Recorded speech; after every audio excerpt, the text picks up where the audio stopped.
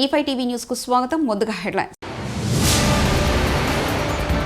Pending బిల్లులపై governor రాష్ట్రపతి నిర్ణయం. తీర్పు రిజర్వ్ చేసిన సుప్రీంకోర్టు.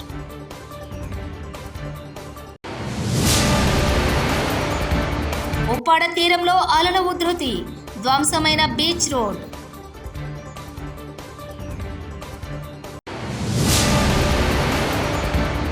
ఆ నిర్ణయాన్ని చంద్రబాబు సర్కార్ వెనక్కి తీసుకోవాలి.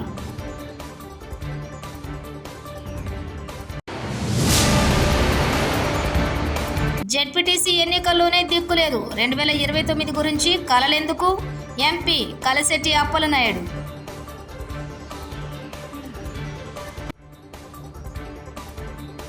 పెండింగ్ బిల్లులపై గవర్నర్ రాష్ట్రపతి నిర్ణీత సమయంలోపు ఆమోదం తెలపాలంటూ జరిగిన విచారణపై సుప్రీంకోర్టు తన తీర్పును గురువారం రిజర్వ్ చేసింది. ఈ అంశంపై దాదాపు 10 రోజుల పాటు సుప్రీంకోర్టు ధర్మాసనం విచారణ చేపట్టింది. అనంతరం ఈ కేసులో తుది తీర్పును రిజర్వ్ చేస్తున్నట్లు ప్రకటించింది. రాష్ట్రపతి కానీ గవర్నర్ను కానీ బిల్లులు ఆమోదించకుండా పెండింగ్లో పెడితే ఆటోమేటిక్గా 3 నెలల తర్వాత అవి ఆమోదం పొందినట్లేనంటూ గతంలో సుప్రీంకోర్టు ధర్మాసనం తీర్పు వెలువరించిన సంగతి తెలిసింది. రేవంత్ రెడ్డి ఆధ్వర్యంలో నడుస్తున్న తెలంగాణ పబ్లిక్ సర్వీస్ కమిషన్ సంస్థకు పేపర్లు దిద్దడం కూడా చేత కాలేదు. నిన్న నేను Dasoju Shravan Telangana public service commission కు పోతే ఒక నిరుద్యోగి కాంగ్రెస్ నాయకుడికి ఫోన్ చేసి, ఏంది సారు మా పరిస్థితి అంటే, ట్రాన్స్ఫర్ కు 30 లక్షలు లంచం నడుస్తుంది, నువ్వు అడిగే డిప్యూటీ కలెక్టర్ పోస్టు కావాలంటే 3 కోట్లు కావాలని అడిగాడు అని చెప్పాడు. బీఆర్ఎస్ నాయకుడు ఆర్ఎస్ ప్రవీణ్ కుమార్. ఇది వాస్తవం. ఎవరికైనా అక్క నవ్వుతామన్నా చూడండి.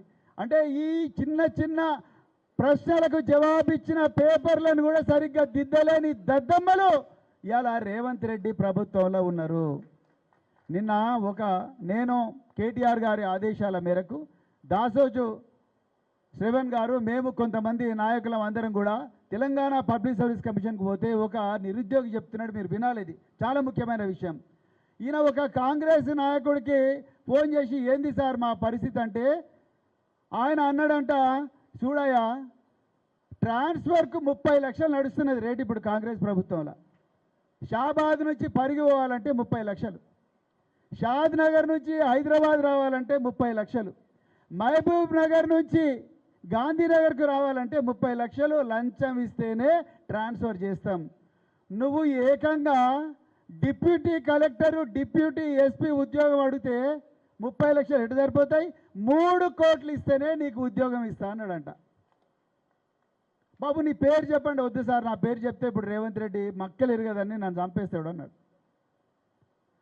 563 పోస్టులు మీరు లెక్క పెట్టిన 3 కోట్లతోనంటే 1700 కోట్ల రూపాయల కుంభకోణం మిత్రులారా. ఇది అమ్మల పుస్తెలు తాకట్టు పెట్టి, ఇల్లును గిరివి పెట్టి, ఊర్లల్లో బస్తా బియ్యాన్ని భుజాన వేసుకొని బస్సులో వేసుకొని అగ్గి పెట్టే లాంటి ఇళ్లల్లో మన బిడ్డలు, మా అవ్వ కూలి కష్టం చేసింది, మా తాత అదే కాయ కష్టం చేసిండు, మా ఇల్లు గూనె పెంకుటిల్లు, ఇదే షాబాదు బండలు వేసుకొని కురుస్తున్న ఇళ్ళలో బతుకుతున్నాం. నేనన్నా చిన్న కానిస్టేబుల్ అవుతా, ఒక ఆఫీసర్ అవుతా, నా వల్ల మా కుటుంబానికి గౌరవం వస్తుంది, కొంచెం ఆమ్దాని వస్తుంది, జీతం వస్తుంది అని చెప్పి ఎంతోమంది లక్షలాది మంది బిడ్డలు ఇలా హైదరాబాద్ నగరంలో చదువుకుంటుంటే వాళ్ళు రాసిన పరీక్షల పేపర్లు కూడా దిద్దలేని దద్దమ్మల ప్రభుత్వం రేవంత్ రెడ్డి ప్రభుత్వం మిత్రులారా.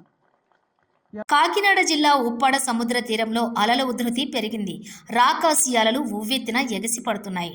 కెరటాలు బీచ్ రోడ్డును తాకడంతో పూర్తిగా ధ్వంసమైంది. దీంతో అధికారులు రాకపోకలు నిలిపివేశారు.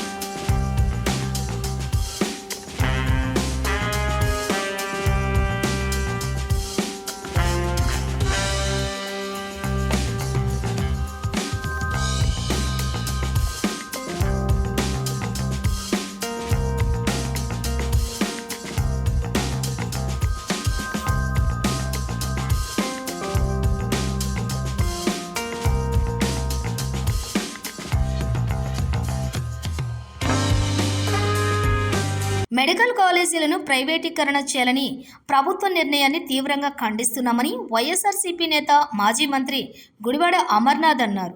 గురువారం ఆయన మీడియా సమావేశంలో మాట్లాడుతూ జిల్లాలో పునర్విభజన తర్వాత జిల్లాకు ఒక మెడికల్ కాలేజ్ ఉండాలనే ఉద్దేశంతో 17 మెడికల్ కాలేజీలను వైఎస్ జగన్ తీసుకువచ్చారన్నారు. చెప్పడం మీరు అందరూ కూడా చూశారు. అయితే ఈరోజు స్థానికంగా అనకాపల్లి జిల్లాకి ఎందుకంటే ఇదివరకు ఉమ్మడి జిల్లాలు ఉన్నప్పుడు విశాఖపట్నానికి ఆంధ్ర మెడికల్ కాలేజ్ ఉండేది. ఆ రోజు మా హయాంలో జిల్లాల పునర్విభజన అయిపోయిన తర్వాత 26 జిల్లాల్లో కూడా 26 మెడికల్ కాలేజీలు ఉండాలి. అప్పటికే రాష్ట్ర ప్రభుత్వంలో ఉన్నటువంటి కేవలం 11 మాత్రమే ఉన్నాయి. మరికొన్ని పెద్ద జిల్లాలకి ఒక దగ్గర అవసరమైన దగ్గర 2 లేదా మిగిలినటువంటి ప్రతి ప్రాంతంలో కూడా ఉండాలన్నటువంటి ఉద్దేశంతో 17 మెడికల్ కాలేజీని 8,500 కోట్ల రూపాయలు పెట్టి ప్రతి ఒక్క మెడికల్ కాలేజీకి ఒక సూపర్ స్పెషాలిటీ హాస్పిటల్ని జతపరిచి 500 కోట్ల రూపాయలు వెచ్చించి ప్రతి మెడికల్ కాలేజీకి కూడా 500 కోట్ల రూపాయలు కేటాయించి 8,500 కోట్ల రూపాయలు ఖర్చు చేసి ప్రజలకు అందుబాటులో తీసుకురావాలన్నటువంటిది ఆ రోజు జగన్మోహన్ రెడ్డి గారి తాలూకు ఉద్దేశం.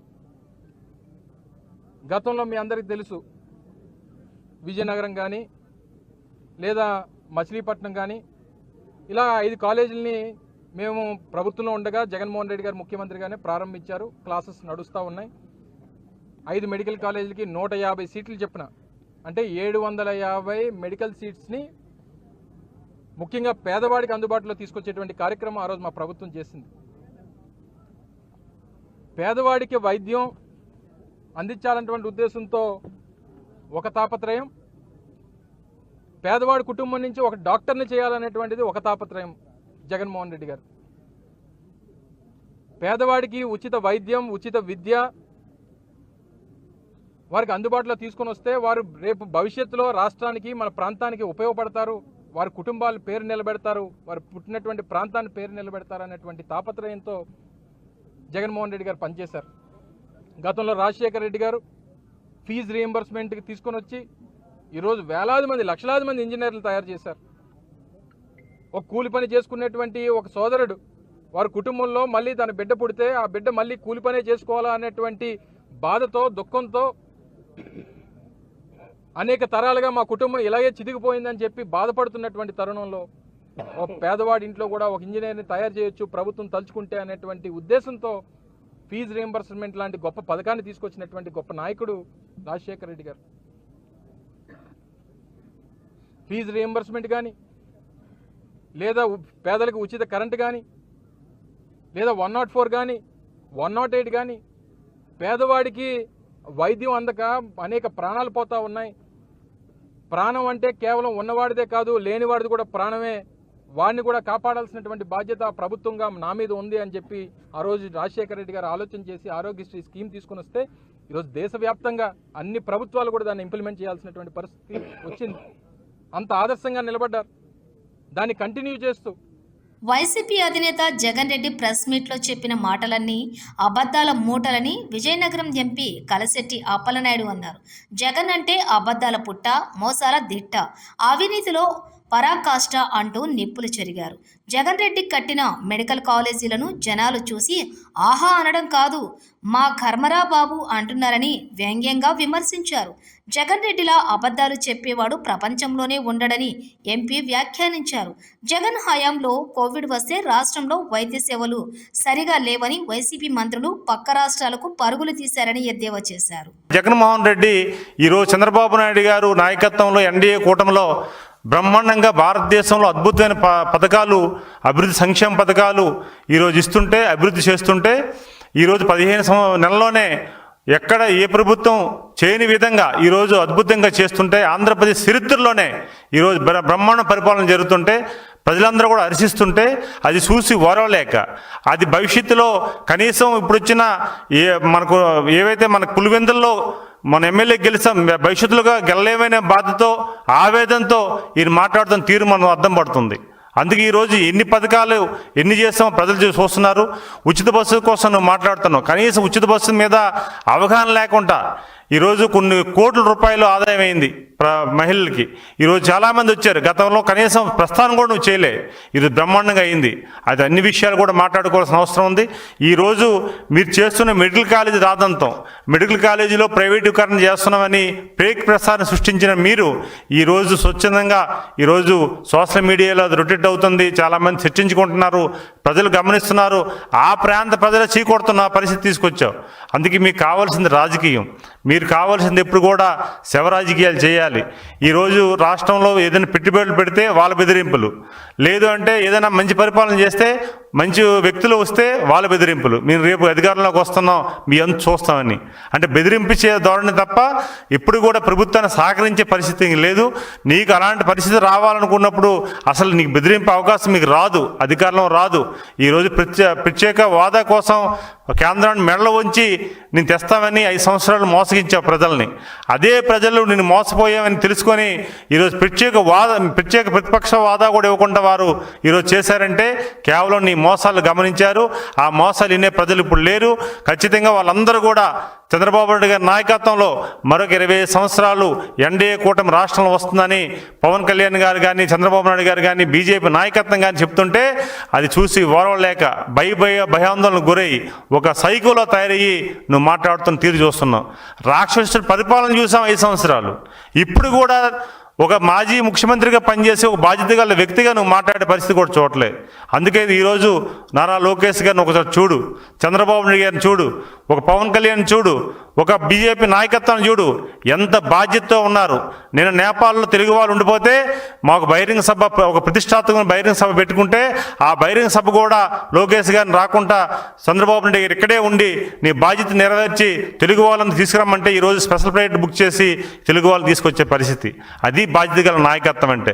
కనీసం 5 సంవత్సరాలు ముఖ్యమంత్రి పనిచేస్తావు, కనీసం అవగాహన లేదు, ప్రజలు తప్పుదోవ పట్టిస్తానని బాధ లేదు, కనీసం ప్రజలకి మంచి చేయాలని ఆలోచన లేదు. సరే 5 సంవత్సరాల్లో నువ్వు వెలగా చేయలేవు, దోపిడీ చేసావు, అన్యాయం చేసావు, ప్రజలను మోసగించావు, ప్రజలను దోపిడీ చేసుకు. పెండింగ్ బిల్లులపై గవర్నర్ రాష్ట్రపతి నిర్ణయం, తీర్పు రిజర్వ్ చేసిన సుప్రీంకోర్టు.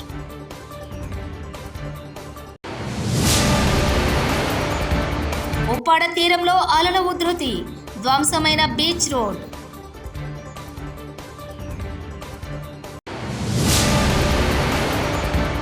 ఆ నిర్ణయాన్ని చంద్రబాబు సర్కార్ వెనక్కి తీసుకోవాలి.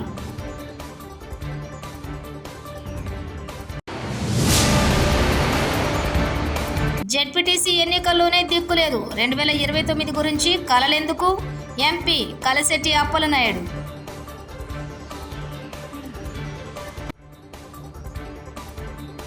ఇవి బులెటిన్ విశేషాలు. చూస్తూనే ఉండండి E5 టీవీ న్యూస్.